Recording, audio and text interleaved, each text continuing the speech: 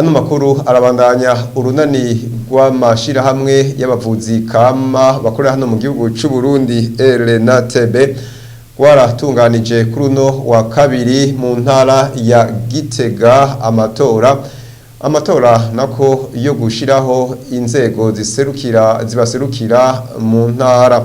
Jonathan Nikora asanzwe aserukira ubwo runani akaba yavuze ko bizofasha mu gushiraho abaserukira mu ntara hamwe nuko bizobafasha nabo basanzwe ari abavuzi kama babubahure kugira ngo bakore ku mugaragaro kandi bisunze amategeko. Reka tumutegeyo. Ubwo runani rugizwe n'abantu indwi, harimwo abajejwe ubushakashatsi, harimwo abajejwe amategeko mu bushikiranganje, harimwo abavuzi kama, bose barimo.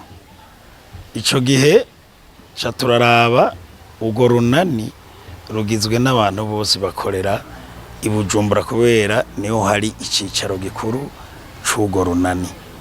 Ari naho twiyumvira duti urunani ntigoguma rukorera kure y'abene gihugu, ca dushinga yuko hoboneka abaruserukira mu ntara zose z'igihugu kugira ngo begera abavuzi kama. Hari abavuzi kama bari ku mitumba, uri Bujumbura canke ubwo runana iyo ruri ntigoshobora kubashikira bose.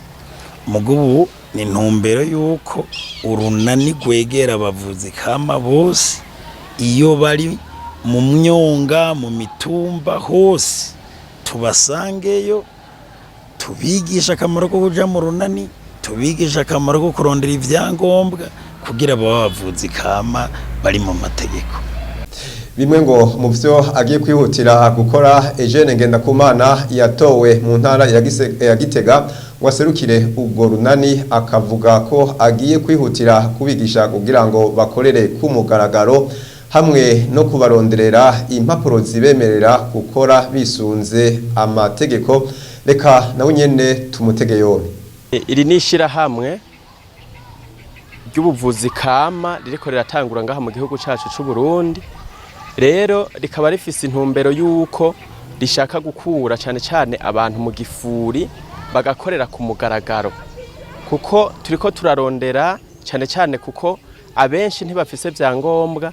Nivyo turiko turashaka kugira ngo kubera benshi byari bisanzwe bibagora iyo baja kubironderera, ariko muri iki gihe ibintu bigiye koroha cyane kuko bazanye uburongozi mu ntara aho benshi bahora babura uburyo canke ukungene boshika Bujumbura naho bo bironderera.